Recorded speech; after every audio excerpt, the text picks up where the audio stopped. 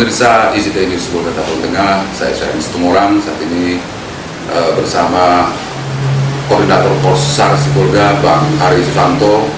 Kita akan coba berbincang-bincang seperti apa sebenarnya SOP pencarian korban, baik itu di laut dan juga di darat. Nah, bersama saya nih Bang Ari, bagaimana kabarnya Bang Ari? Ya, kabarnya santai, enjoy dan jadi aja. Sehat kan? Sehat. Perlu kita bukan kepada masyarakat luas seperti apa sebenarnya SOP pencarian korban ini.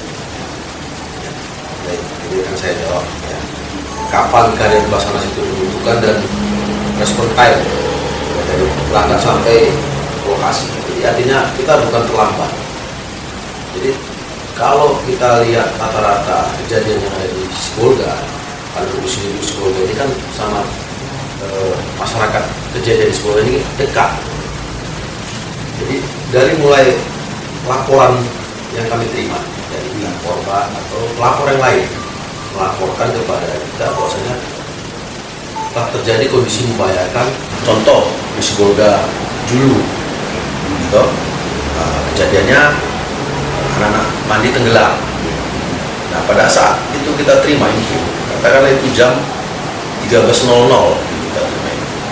Nah, setelah info kita terima akurat, kita akan menghubungi kembali korban bahwasanya personil persiapan menuju ke lokasi. Nah, di selisih waktu jam 13.00 ke TKP, katakanlah TKP ke lokasi itu 10 menit lah, 15 menit paling lama. Nah, kita mempersiapkan tim hari itu, karena hari itu juga ada yang standar kantor. Satu tim kita berangkatkan menuju lokasi. Nah, jadi menurut masyarakat keterlambatannya itu, kalau baru terima berita kita langsung berangkat, itu kan tidak mungkin. Kita persiapan dulu. Nah, minimal 25 menit persiapan perlengkapan, kemudian peralatan dan tim. Lalu kita menuju lokasi. Nah, maunya masyarakat itu kita ngertilah sama seperti pemadam. Begitu dilaporkan dia nggak tahu jaraknya dari mulai kejadian sampai ke lokasi itu makan waktu 30 menit kalau pemadam kebakaran. Kalau kita kan sudah terjadi ini. Artinya butuh proses ini. Butuh proses. Waktu ya. Jadi tidak bisa terima kering langsung kering. Oh, nggak bisa ya. Kirim ke pusat ngirim balik. Namun di situ ada celah. Selaku SMC Service Koordinator itu adalah kepala kantor, saya MSC. Berangkatkan tim dulu. Administrasi kita menyusul. Itulah yang kita lakukan. Kalau dalam operasi saat ini, apakah sendiri melakukan pencarian atau memang ada tim-tim lain yang ikut melakukan operasi saat ini? Ya. Jadi ada potensi SAR di dalamnya terkait peraturan dan perundang-undangan. Basarnas itu melaksanakan operasi SAR itu bersama potensi SAR. Potensi SAR itu apa aja sih? Potensi SAR itu bisa TNI, Polri, kemudian organisasi kepemudaan. Nah, tiga item tadi inilah yang membantu kita di lapangan. Nah, biasanya kami juga kalau operasi itu nggak jauh-jauh tuh ya, pasti ada TNI, pasti ada Polri. Nah, itulah tim kita itu sama-sama melaksanakan pencarian di lapangan dengan potensi. Yang mengendalikan potensi itu ya Basarnas. Selain ada nelayan, kemudian juga ini banyak wisatawan yang berwisata ya daerah Pulau Kalimantan atau pulau-pulau lainnya misalnya. Ini himbauan dari Basarnas sendiri seperti apa? Kalau sudah ini kita harapkan kan tidak terjadi ada kecelakaan, bisa pakai jaket atau apa. Himbauan dari Basarnas termasuk juga. Selama saya tugas di Sibolga ini adalah zona yang komplit, di mana pegunungan, sungai, laut. Jadi berapa kali kita melaksanakan operasi SAR, itu condong dominan 75% sampai dengan 80% itu kejadiannya kondisi membahayakan kecelakaan kapal di laut, artinya di laut. Karena wilayah Sibolga Tapang ini lautan, sepertiganya lautan ketimbang daratannya. Membentang dari mulai pantai Madinah sampai Semelu Singgah. Pantai Pantai Barat namanya, kawasan Pantai Barat. Nah, karena di sini tempatnya para wisatawan, ada banyak di sini pulau-pulau. Jadi himbauan kami kepada masyarakat yang mau piknik ya sama keluarga, minimal pada saat belayar atau mau charter kapal gitu, di dalam kapal itu dia punya standar alat keamanan gitu. Nah, keamanan keselamatan diri, ada life jacket. Kemudian sebelum kita berangkat jangan euforia, tengok cuaca dari aplikasi handphone gitu, smartphone ini ada aplikasi BMKG. Di aplikasi itu hari itu mulai angin arah kemana, barat, kemudian hujan ringan, intensitas hujan sedang, jam, di situ dituliskan. Nah, dari BMKG ini perkiraan cuaca BMKG ini ya bisa kita bilang akurat. Bahkan di pulau mana kita mau belayar, Kalimantan contohnya, di situ dia akan kelihatan. Jadi katakanlah jam 3 atau jam 4 itu sudah turun angin, rata-rata hujan intensitas sedang atau ringan. Nah, sebelum jam itu kita kembali. Di situ kita keluar kita kepada masyarakat masuk ke depan layar.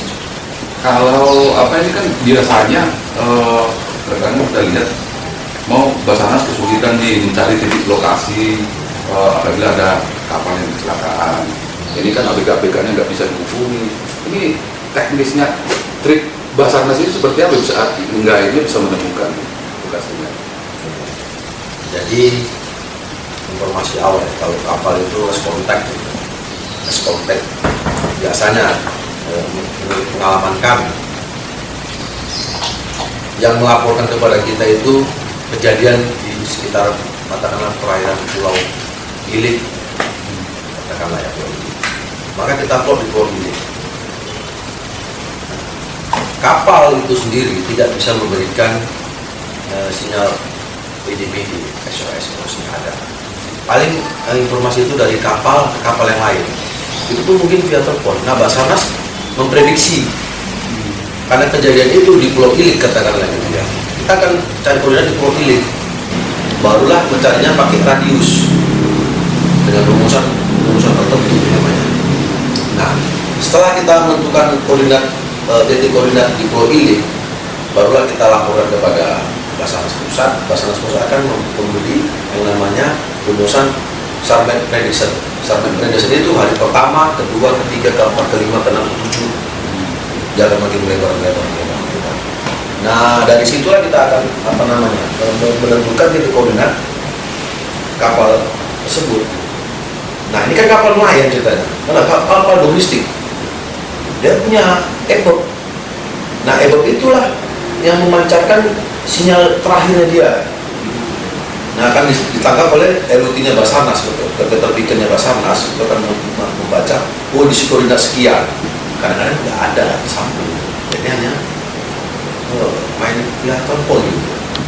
Begitu kapal-kapal di Delima, kebanyakan ya kapal-kapal di Delima ke bawah dia nggak punya EBOB.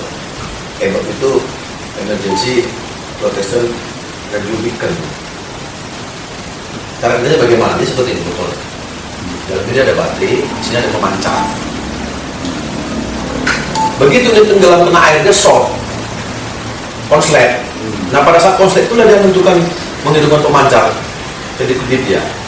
Nah, kedip-kedip itulah dibaca oleh pesawat, oleh tower, oleh satelit mana aja. Kedip-kedip itulah menentukan koordinat dalam gambar itu grafik ya. Tak foto. Nah, terregistrasi nomor EBOB sekian, kapal sekian. Itulah dia. Oke Bang, kemudian Bang, ketika ada kecelakaan di laut, terus Basarnas sudah melakukan pencarian sampai 7 hari, ini kan esoknya 7 hari nih, tapi nggak ditemukan juga nih korban. Bagaimana ini masyarakat kadang masih berharap bisa ini bertambah waktunya gitu, seperti apa? Ya, baik. Jadi SUP Basarnas itu melaksanakan operasi ya selama 7 hari. Namun ada situ pertimbangan. Kalau memang intensitas korbannya tinggi atau jumlahnya itu sangat banyak, maka operasi itu diperpanjang minimal 14 hari. Oke Bang, kalau untuk masyarakat ini mungkin informasi bagaimana ini masyarakat bisa menghubungi Basarnas lebih mudah bisa mereka akses. Itu ada kejadian. Call center emergency-nya, emergency call. Dia 115 bebas pulsa. 115 itu nasional seluruh Indonesia, sama seperti pemadam kebakaran. Jadi kita sudah punya emergency call 115. Nah itu bisa dihubungi 24 jam untuk operatornya di Jakarta. Katakanlah pelapor dari Sibolga, dia tidak ada nomor kontak person di sini, tapi dia menghubungi 115, 021 115. Ditanya sama operator yang di Jakarta, ibu dengan siapa, bapak dengan siapa, apa kejadiannya di daerah mana. Jadi sampaikan, Pak, kejadian dari Sibolga, Pak. Karena ibu ini sudah melapor ke 115, maka Basarnas menghubungi saya langsung. Nah, saya terima info itu langsung kita kirim intel, mencari informasi ke akurat tadi. Apa tadi? Ini masih banyak lagi yang mau kita tanyakan langsung ke Bang Ali soal ini wilayah kerja Posar Sibolga ini sebenarnya sampai kemana, terus kekuatan personilnya apakah memang sudah cukup atau masih kekuatan personil ketika akan melakukan operasi saat ini? Karena kita di bawah kantor Basarnas Nias, ya, jadi Sibolga ini mencakup 4 kabupaten 2 kota sebenarnya.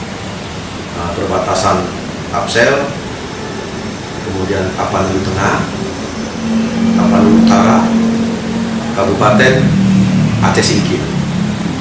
Nah, kota Madianya pada Sidempuan kalau ada 14, jadi sekitar semuanya 26 orang. Nah, kalau dibilang cukup, nggak cukup. Kalau dibilang kurang, ya kurang kali.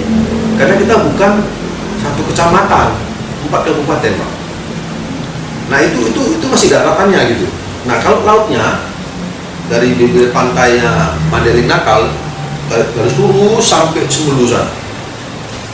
Itulah pantai barat gitu. Nah, di pantai barat ini disiagakan kapal negara Nakula 230. Itulah jumlahnya 14 orang. Itulah tadi Megaloman tadi.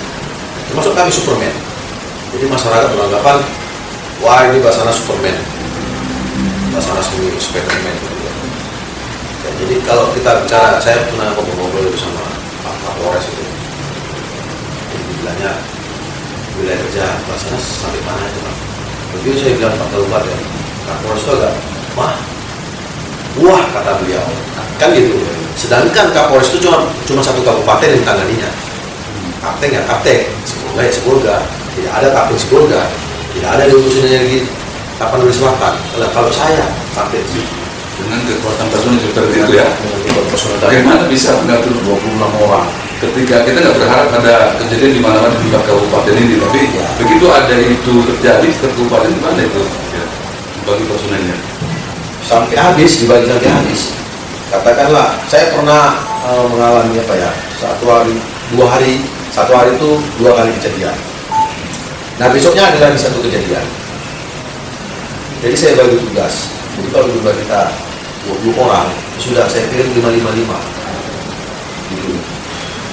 Mau bilang apa lagi? 555 saya kirim. Tapi kalau ada satu lagi kejadian, tadi saya suruh potensi saya. Potensi saya itu ada BBD, TNI, Polri. Nah itulah. Kalau memang sekaligus untuk kejadian ada. Kepada masyarakat itu, karena wilayahnya kita ini laut ya, lebih banyak laut, kemudian nelayannya juga. Ini PT Freeport-nya ini, kalau Sibolga yang saya bilang. Tapi Freeport di bidang perikanan. Nah kalau berlayar, perhatikan cuaca. Langsung adik dari situsnya BMKG.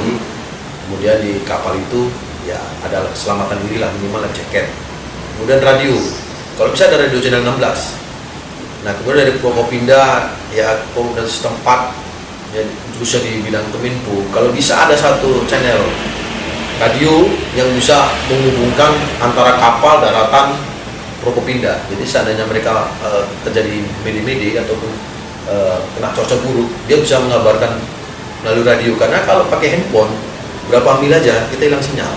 Tapi kalau pakai radio dia pakai pemancar, dia ada tembus itu. Kalaupun dia nggak bisa dapat satu, akan didengar yang lain. Nah, yang lain akan menyampaikan itu yang di daratan. Baik Bang Ali, terima kasih sudah meluangkan waktu untuk bincang-bincang dengan ICT ini Sibolga Dateng.